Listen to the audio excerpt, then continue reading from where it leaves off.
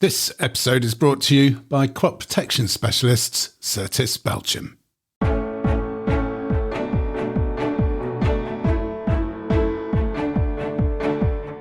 We are seeing more clinical cases than we saw last year in quite quick succession, and the severity of the clinical signs seem to be worse in sheep than they have been in previous years, and we're starting to see more clinical cases, more positives confirmed. A surge in Bluetongue disease sees farmers losing sheep at a key time of year. Does vaccination stack up? Heat and drought, the story behind this year's poor harvest yields and what you can do about it. And Louise visits this year's Silver Lapwing Award winner and finds out how farming and the environment go hand in hand in Gloucestershire. Welcome to the Farmers Weekly podcast. I'm Johan Tasker. I'm Louise Impey. And I'm Hugh Broom. A top story this week, a surge in Bluetongue cases shows little sign of slowing, with farmers losing scores of sheep to the disease in southwest England. The outbreak was a big topic of conversation at this week's National Sheep Association sheep event at the Three Counties Showground in Malvern in Worcestershire. Rhian Price caught up with National Sheep Association Chief Executive Phil Stocker and Sheep Veterinary Society President Philippa Page. First up with an update on that Bluetongue outbreak, Philippa. We are seeing more clinical cases than we saw last year in quite quick succession, and the severity of the clinical signs seem to be worse in sheep than they have been in previous years. So that's what's spiking concern, really. Over this weekend, we've seen quite a number of cases reported to vets who are then going out and testing those cases, and the results are coming in as and when, and we're starting to see more clinical cases, more positives confirmed. And quite importantly, this isn't from midges that have come over from Europe, is it? This is overwintered disease. Yeah, we think that this disease is overwintered virus that's been overwintered in animals in the UK and midges in the UK. So that is concerning, and it suggests that there's more disease around than we know. And Phil, are your members quite concerned at this stage? Yeah, as Philippa said, this has happened quite quickly and quite suddenly. And I would say, 2 or 3 weeks ago, there was very little talk about Bluetongue within the sheep industry. We've been all the way through the winter when all the reported cases were in cattle, really, and the sheep industry wasn't being affected. But this has really hit us very, very quickly and very, very hard. And it's been a big part of the topic of conversation here today. Yeah. And what is your advice for sheep farmers now? Are you suggesting that they should vaccinate ewes and get it done pretty quickly? So as of right now, I think the only way to protect your animals is to vaccinate them. It may not be too late to do that. It's the only way you will protect your animals. You may make decisions on the value of your animals, which ones. You may not do the whole flock. You may do more valuable animals to you than others. But I think the point is to consider it and look at the local situation, look at the national situation, and speak with your vets.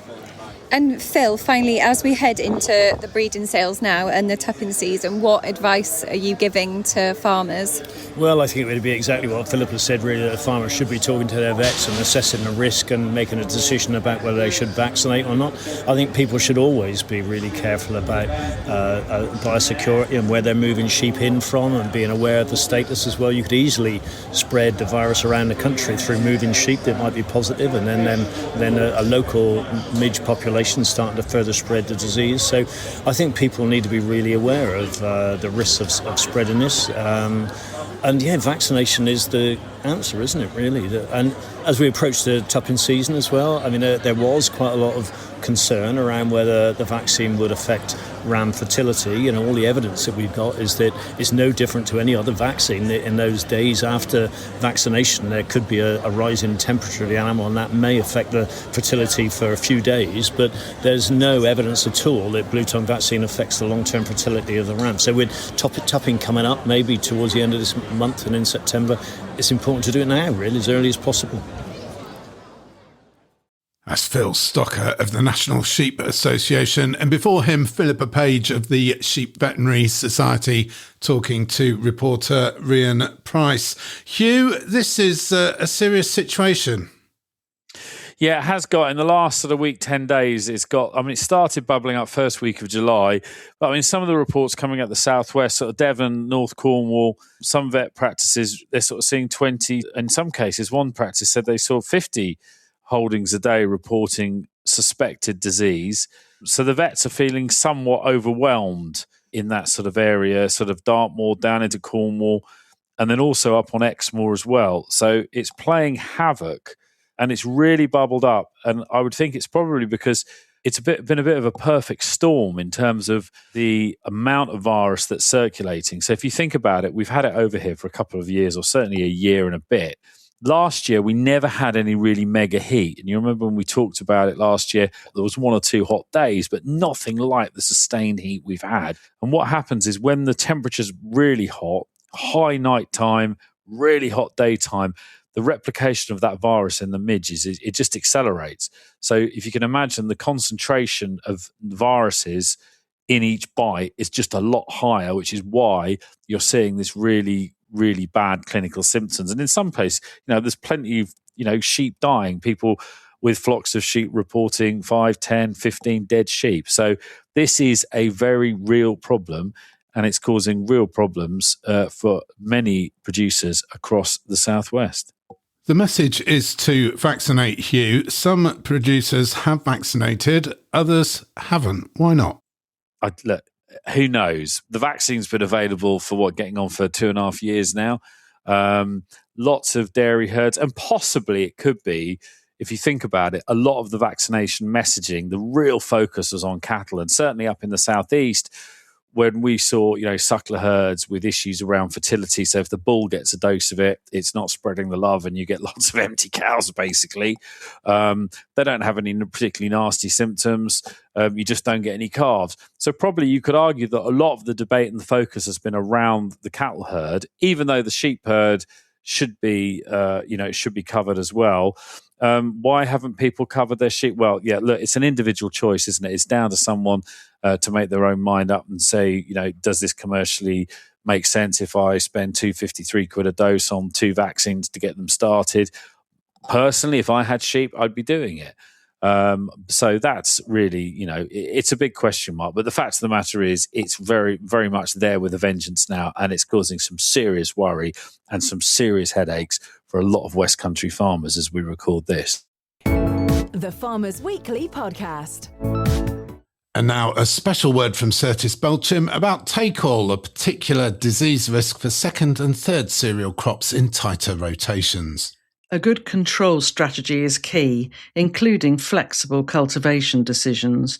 Different seasons require different approaches, but when it comes to take-all, the focus has to be on creating the best possible environment for early, healthy root development. Unmanaged cereal volunteers and grass weeds can provide opportunities for the disease to build, but one of the biggest challenges with take-all is that it's often difficult to spot until it's too late. That's why take-all is sometimes called the invisible invader. Take-all silently attacks the root system below the soil surface, destroying yield potential even though the crop above the ground might appear healthy. That's where seed treatment comes in. Latitude from Certis Belchim works by protecting roots during establishment, helping crops maintain stronger, healthier root systems for longer. Valuable protection, especially when conditions are challenging. Treatment works best as part of a full integrated strategy, so match latitude with cultural controls, managing cereal volunteers, controlling grass weeds and reducing soil compaction can all reduce take-all pressure. Better roots, better establishment and better resilience. That's a strong foundation for second and third wheat success. Make sure your seed is treated with latitude from Certis Belchim. The Farmers Weekly Podcast. Now, we all know what a challenging harvest it's been, thanks to the ongoing drought and record-breaking heat waves. But how much are poor cereal yields caused by lack of rain, and how much are they caused by sky-high temperatures? Soil scientist Danni Robb from Ceres Research has been investigating, and she's come up with some interesting findings. there's quite a lot of research into drought and heat effects, but they do have different impacts. Drought, for example, particularly during heading and grain filling of wheat, can cause up to 2.5 tonnes per hectare of yield loss, and it is sometimes recoverable. Now, we don't know how much rain is needed and for what length of drought period to be recoverable, but it can be recoverable in some periods, whereas high temperatures, we've seen hugely high temperatures this year, right at flowering and grain filling. And there are some studies that kind of predict between 20 and 50% yield loss when those temperatures exceed 35 degrees. We've been seeing regularly 30 degrees over in the east during the daytime, and it's causing less grain numbers and size, and that's all because the plant is essentially senescing early in that heat. So it's reducing its protein promotion. The cell integrity is reducing because it's so hot, and that is less so recoverable than when we've got a drought situation. Danni, I think you've collated some information on nighttime temperatures and what effect they have. What do we know about that? Yeah, absolutely. There's been some Australian studies in particular, both field and controlled environment, of what they've done. This was from last year. What they did was model and kind of simulate this in a controlled environment lab and then relate it back to their field measurements. So it's kind of a combination of both of those. And this particular study looked at high nighttime temperatures of 20 degrees versus low nighttime temperatures of 15 during wheat up until maturity. And there's a significant grain yield penalty with those higher nighttime temperatures. Up to 1 gram per plant in the controlled environment study. So, not quite field in that sense of measurement. And then in the straw, whilst it wasn't statistically significant, there was still 0.5 gram less per plant with those high nighttime temperatures. So when you scale that up to field scale, that's really quite significant. I think you're mainly talking about wheat, Danni. Have some crops fared better in this unusual year? Are some of them less affected? Yeah, I think so. Barley, for example, slightly earlier maturing. So I think whilst I wouldn't say it tolerates the heat, but I think it's perhaps escaped it this year, but it may well begin to suffer more, and particularly, spring barley, spring crops, where we've got that lack of moisture in the spring.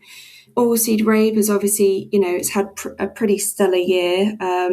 It deals slightly better with heat stress at flowering, but if you've got sort of consistent 23 degree daytime temperatures followed by 17 degree nighttime temperatures, seed yield can decline up to 34%. So there's still a strong influence on across the board from the heat stress, but obviously for the time being, there are some crops that deal with it slightly better. I think the OSR story has probably also benefited a little bit from less cabbage and feed beetle pressure during establishment.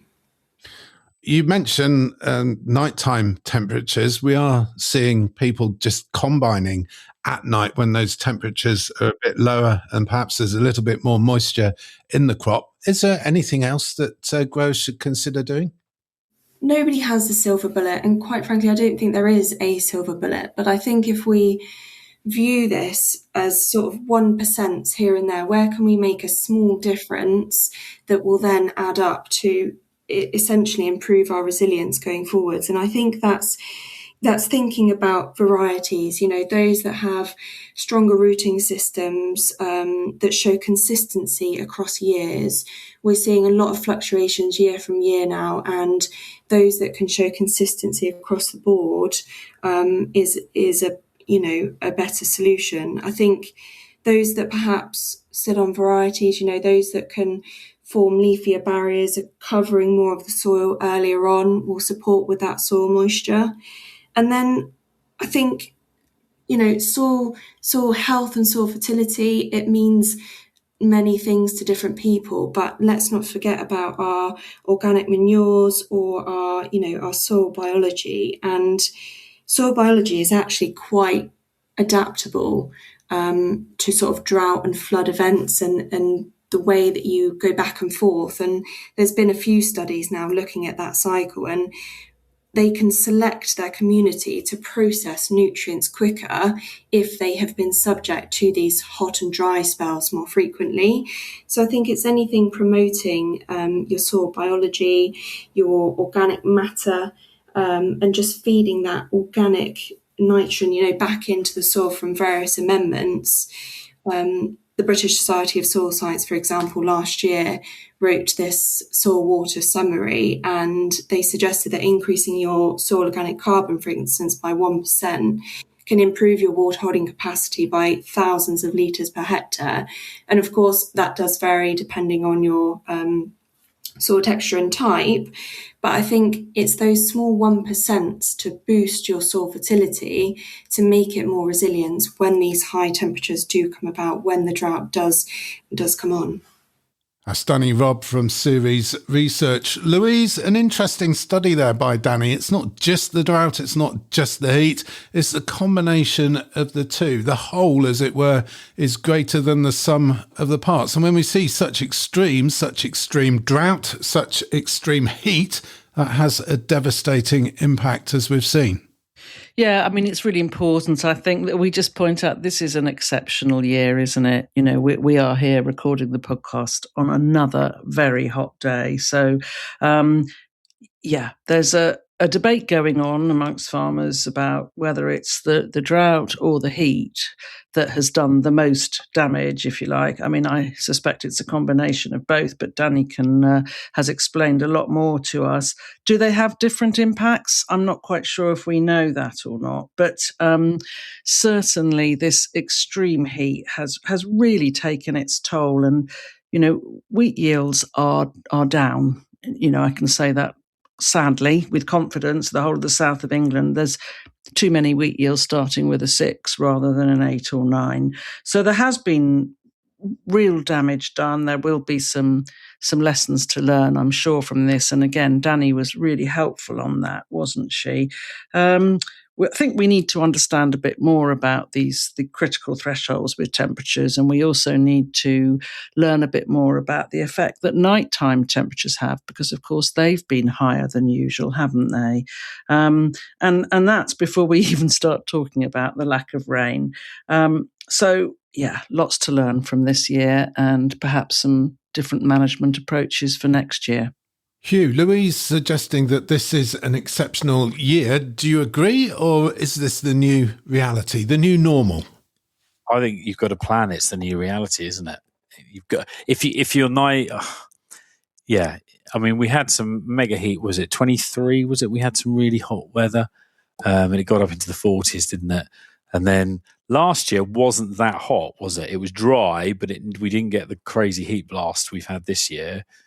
But looking at the trends, I think you've got to assume that this is what you've got to cope with, and you've got to think about how best to cope. And it's what I've been saying for a while, is that everything's coming earlier. So we're trying to do everything earlier all the time. Because, for example, what we do, our first cut silage is more important than it's ever been, because generally the moisture diminishes as we go through the season. So we're trying to get everything as early as we can. So I think, this is the new reality, and you've got to plan accordingly, whether that's in terms of how you manage your livestock. If you're a livestock farmer, what infrastructure you need to be able to cope with that. That's a scary thing, because it's seriously expensive. You start putting fans and things in, but it does help. And then I suppose from a cropping perspective, whether you're forage cropping or arable cropping or whatever cropping, it's varietal choice. And it's thinking, we're looking at maize. I mean, our maize is variable. Some of it looks blooming terrible. Some of it looks surprisingly okay. But I'm also thinking, so what varieties are they growing in the very far south of France or in northern Spain, where it's mega hot? And you're starting to think, well, is there going to be a varietal shift in terms of what you grow to be able to cope with these mega heat spikes that we're going to see probably become more normal, which is quite disturbing, particularly if the spikes go from spikes to being a constant. Now, that is a really terrifying thought, isn't it? Louise, you mentioned the need to perhaps consider different management techniques. Hugh has suggested bringing varieties in from the south of France, varieties that are more resilient to heat and drought. Not all crops have been affected to the same extent, though, have they?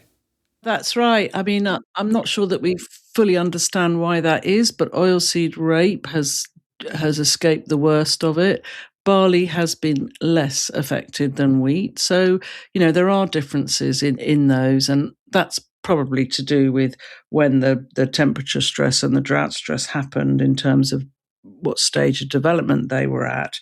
Lots to learn. And actually, trees, talking to people who are planting trees, obviously they're going to hopefully be on the farm for a very long time. And there are definitely trees that can withstand this heat and the dry better than others. So lots of things to take account of, really. And we need, I would imagine, some more research, and really quite quickly. And Hugh, there's a lot in the mainstream media about the impact of these heat waves on harvest this year, at least as far as cereals are concerned. But livestock farmers also suffering, going through winter forage as we speak, simply because there isn't any grass. Yeah, there are. In certain situations, there are people already feeding winter forage, be that hay or silage that they'd made earlier in the season, because obviously of the drought scenario, the official drought thing now being declared by DEFRA. I think some producers will be hoping, we mentioned it last week, that there are some derogations made, particularly for some of these cover crops, these legume covers, whether they can either be used for grazing or used for silaging. Now, as we referred to last week, the last year, this was talked about from May onwards. And they didn't actually pull the rabbit out of the hat until October, which was a bit late because by that stage it was already raining. So we actually need from DEFRA, for English producers anyway, and I'm not fully aware au fait with the details of the devolved schemes, but for the English scheme for SFI, having flexibility to be able to use some of those cover crops for some producers would be a real help. And I think it would be people trying to do the right thing who are overly reliant, or not overly, they are reliant on their normal, spring, summer grazing season, grazing platform. And most grazing platforms now pretty much everywhere, apart from bits of the northwest and into Scotland, are like dust. So they're having to feed at the moment forage, which if it carries on in the current scenario, it's just there's not going to be any forage left for the winter. It's the same old story. And it will be pushing costs up, that scarcity. Yeah, I mean, it will and it won't. It's really weird because early, first, second cut silages, generally, most places you go to, they're pretty good actually, what's in the clamp. Hay was reasonable. Some hay was a bit light because of lack of rain. Earlier crops, some people did some very early hay, you'll remember. So I think there is product about. So I don't think it's alarm bells ringing just yet in terms of who's bidding for what. It's possibly more a case of, if there was a strategic move to be able to use some of those. And I'm not saying this is the all-seeing, all answer, because not everyone's got the option. But where people, for example, if they did have the option to either graze or go and bale some of the cover crops, then they could feed current silage or hay without worrying of running out later in the season. But the good thing is, unlike last year, despite the dryness, as I say, generally first and second cut, first cuts particularly, were okay. Whereas if you remember last year, there was no rain. We didn't have that bit of rain in May or June. And so the first cuts and the second cuts in certain parts of the country were just terrible. So the volumes are well down. So it's not as bad as last year, but it's not great. The Farmers Weekly Podcast. The Farmers Weekly Podcast.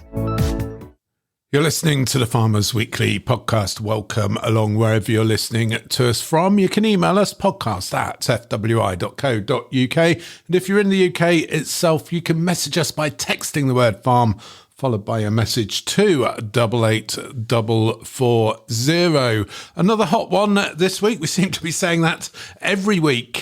Louise, you've been away. Welcome back. Did you have a good break? I had a fabulous break. We were down in Cornwall. The weather was unbelievably good. So it was the best place to be, I think, last week. I noticed actually that Devon and Cornwall is one of the 7 areas that the Environment Agency has just declared is in drought. And yes, it certainly was very, very dry. So I can confirm that and agree with that. And Hugh saw some fabulous maize crops actually in Somerset when we stopped there for a couple of days on the way back. So Somerset seemed to be in better order, actually, than Devon and Cornwall when it came to rainfall or lack of. Yeah, I think they got more rain, didn't they? I think they must have had more, because I did a very quick whistle stop to Devon and back in a day at the end of last week, and I saw the same thing, saw some really good crops, and then got to Devon and it got very dry and very dusty, a bit like it is up here. And some not so good crops, all looking a bit stressed up. And speaking of stressed crops, Louise, while you were away, you received a follow-up message about the story we did the other week about UK farmers trialling chickpea growing because of the hot weather, the changing climate, the summer heat waves, and looking to grow crops that are more resilient. Chickpeas could be one of them. Yes, I did. And many thanks to Mike Temple of Varieties, actually, who are specialists in human consumption pulses. He was very interested in our chickpea piece, and he's another person who's got an awful lot of experience with chickpeas. He did point out that the issue really with these sorts of non-native crops is imports. And he felt that the price that we'd given, I think we'd mentioned a value of about £1,000 a tonne. He said imports are kind of coming in for half of that level. So I think we may have slightly got that wrong, or rather, because it's a funded trial, that maybe the £1,000 is much more generous than farmers who are growing chickpeas commercially could expect to receive. So thanks to Mike for getting in touch. Really important that we get messages like this, and we can then just put the record straight where needed.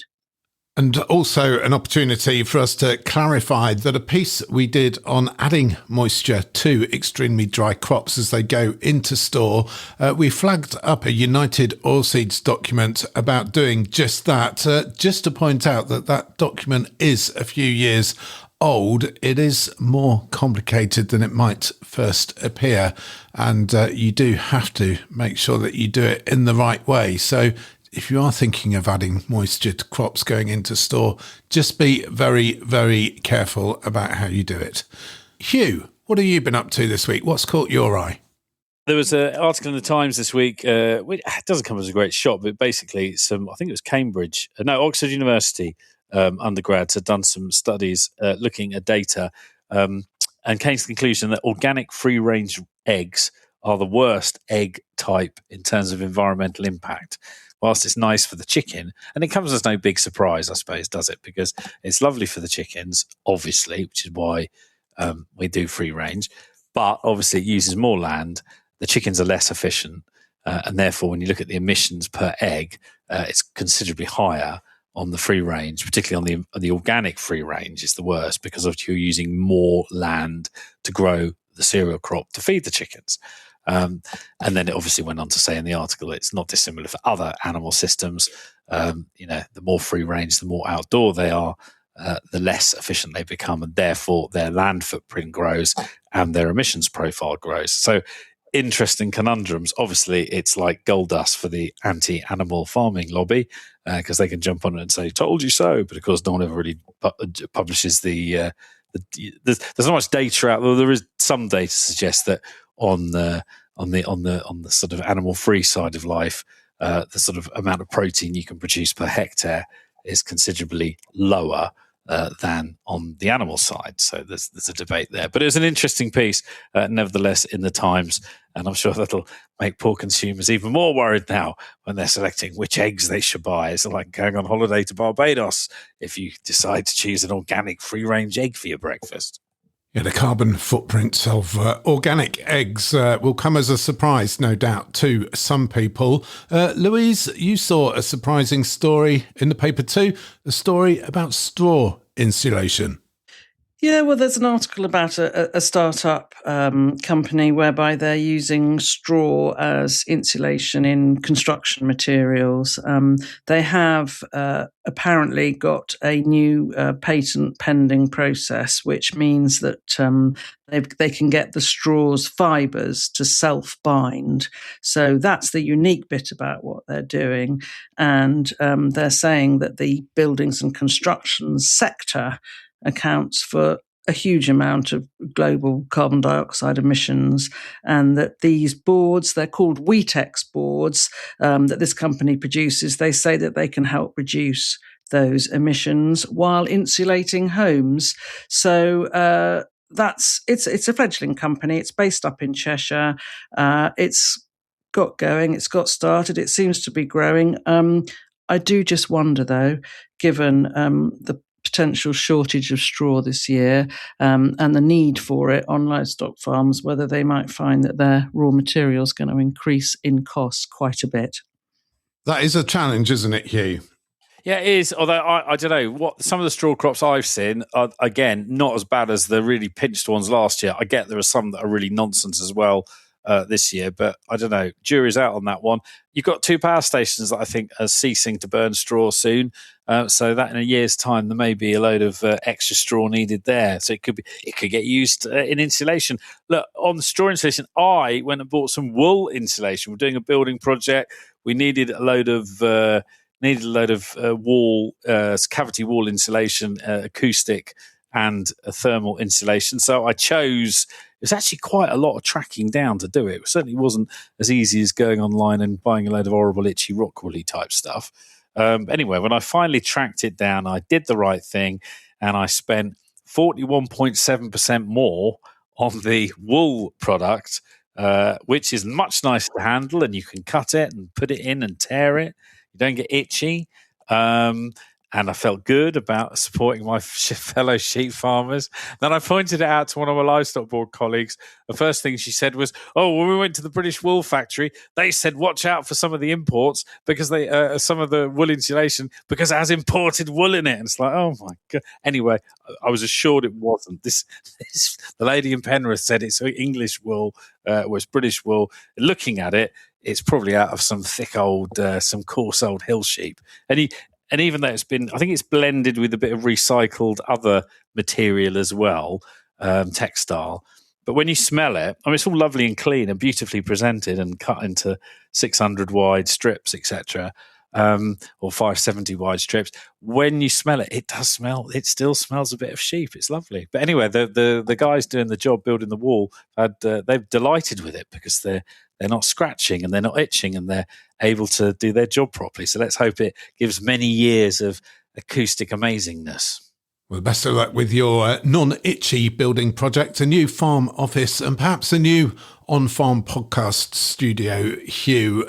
Something of a revival in wool prices of late, perhaps contributing to the higher cost of that wool insulation.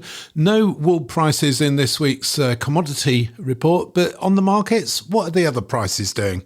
Thank you very much, Johan. Cattle prices kicking on again this week. We've gained 4p, exactly 607.3 is the dead weight average this week. Live weight average 346.9. That's actually dropped back slightly. Looking to the sheep rigs, and there is some gains there. Now, new season, it's all new season now. SQQ dead weight this week, 809.2. That's gained nearly 3p on the week. Some people going to markets will tell you, though, there's a lot of store lambs around. There's a lot of lambs wanting grass, huge store entries at some of these store sales, and actually trying to find well-finished lambs in some parts of the country because of the lack of grass is a real challenge. So that's probably helping support those prices. If we look at the live weight, 352.3, that's actually dropped back 20p on the week. Pig price, 178.3. That drops back just under a penny. The wheat price, my God, it's going up again. The feed wheat prices, anyway, 186.30. That's gained £5 on the week. So there you go. Milling wheat's just dropped back a smidge, though. Last week it was 206. This week it's 202.80. Spot on barley has rocketed up. Not good if you're feeding, great if you're growing. Not that the yields are anything to ride home about. 165.30 this week. That's up from 148.80 last week. So some good gains there on the barley.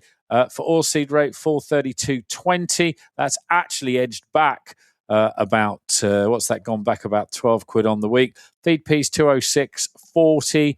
That's gone up £1. Feed beans, 215.80. That's dropped back around about 9 quid on the week. Diesel price, not surprisingly, it hasn't changed that much, actually. It's edged back ever so slightly. So last week it was 98.95 a litre. This week it's 98.77. The Farmers Weekly Podcast. The Farmers Weekly Podcast. And finally, a family farm in Gloucestershire has been awarded the prestigious Farming and Wildlife Advisory Group's National Silver Lapwing Award. Peter Clifford of the Frampton Court Estate scooped the award for providing a wide range of habitats across the farm, from species-rich ancient hay meadows to restoring ghost ponds. The Silver Lapwing Award recognises farmers who go that extra mile to protect and enhance the countryside, demonstrating how high-quality food production exists hand in hand with sound environmental management. Louise went along and caught up with Silver Lapwing winner Peter Clifford. Lots of things you're doing here. What's going to be your next trick? I mean, there's quite a lot of tree planting happening here. Are you taking that any further? Yes, we're looking quite far into things like agroforestry. We've done lots of orchard planting here, pasture creation. We're in year 3 of that. Obviously, that's a long-term project. But I think the next exciting woody type scheme would be an agroforestry type scheme for us. In an arable field? In an arable field. But yeah, I'm sure we can get around that as well. And there are lots of different ways of doing it, be that for timber production, fruit production, nut, wood chip for biomass. But there are lots of opportunities out there, and I'm excited to research more into that. And one of the things that has also really struck me is that you're working in partnership with other farmers, with your local community, with volunteers, with wildlife organisations. That seems to be a huge part of what you're doing here. Yes, exactly. We have quite a small team, and we couldn't do any of the things we were doing or to the scale that we're doing without brilliant partnerships. All the farmers, the local graziers, and also the local community who are involved in many ways through sporting clubs, charitable clubs, the list goes on. A lot of what you're doing is supported by funding from the Higher Tier Stewardship Scheme. Are you worried about that money disappearing in the next few years? A very good question. Yes, I am worried about it, but we will and we can adapt. There are multiple opportunities for us through things like ecotourism, wild weddings. I think places like the Knapp Estate have shown us how that's possible. And also I think through a lot of the things that we've done, we've created healthy and resilient soils. So I would be optimistic for the future anyway. That's Peter Clifford of the Frampton Court Estate, winner of the 2026 Silver Lapwing Award, talking to Louise. Louise, the Silver Lapwing Award, celebrating farmers who show that farming and the environment can go hand in hand successfully. Yes, that's right. It's a very prestigious award, the Silver Lapwing, and I have to say that there were 5 finalists and they were all doing amazing things. But as you said, Johan, the idea behind it really is that biodiversity and environmental protection are embedded in the production systems of these farms. So this year's winner, the Frampton Court Estate, which is in Gloucestershire, they have got loads going on in terms of habitats and biodiversity, and it was absolutely fabulous to see what they're doing. They are on the banks of the River Severn, and their neighbour is the Slimbridge wetland centre. So that gives you some idea about wading birds and the right sort of wetland habitats for those. But they've got other things as well. So really interesting visit, and a big thank you to Peter Clifford for showing me around and discussing what they're doing. So many birds then on the Frampton Court estate, Louise, not just lapwings. Oh, no, not just lapwings and not just redshank, snipe and curlew either. One of the really exciting things that they've got cranes on there, which actually they had a breeding pair which had a chick last year. So really fantastic. They do a lot of surveys, so they're absolutely on top of the number of species that they've got and how that is or isn't changing as the years go by. Things like they've also got species-rich grassland, a really good block of that. And on that, there are 29 species of grassland herbs and over 7 indicator species. So it's really fabulous what they're doing. They've got quite a few of those red list bird species as well. So doing lots and lots of good stuff for the environment, but also they've got a commercially successful business as well. Hugh, lots of birds on your farm? Yeah, we have. My father-in-law's very into birds, and along with his RSPB mates, they do a lot of bird watching, sampling, whatever they do with it. But we've got 97 species of bird on our farm, and we're still producing beef, and we're still growing forage for those, and we've got margins and wild bird plots. And so, yes, it is possible to, as we keep saying, it's totally possible to be productive in terms of output and to conserve habitat and maintain some sort of species diversity, particularly in birds. I'm not sure about, but there's plenty going on in our margins as well. And we've got, lots of invertebrates going on in there, lots of insects, loads of grasshoppers. We're mad full of grasshoppers at the moment, which we always have strong showing of grasshoppers across the farm. This sort of peak grasshopper season at the moment. So, yeah, there is lots going on. It's just, we just all got to get, I don't know, I think everyone does do their bit, don't they? I mean, there's some people that don't. And clearly, it's amazing the difference just a few margins make in terms of creating some habitat and then creating a bit of biodiversity. And it's quite a simple thing to do, particularly where it's in the scheme and you get some money for it. It's actually a pretty simple thing to do, not just to biodiversity, but also they're really useful for protecting water courses and all that sort of stuff as well. So it's not hard to do. Not hard to do, but hard to do well, I guess. And congratulations again to the Frampton Court Estate and to Peter Clifford for winning the Silver Lapwing Award 2026. That is it for this episode of the Farmers Weekly podcast. We do hope you've enjoyed what you've heard. If you have, please subscribe to us wherever you get your podcasts. And if you've really enjoyed what you've heard, as always, please do leave us a 5-star review. We'll be back next week with more news, views and analysis of all the big stories affecting UK agriculture. But for now, until next week, I'm Johan Tasker. I'm Louise Impey. And I'm Hugh Broom. Thank you for listening.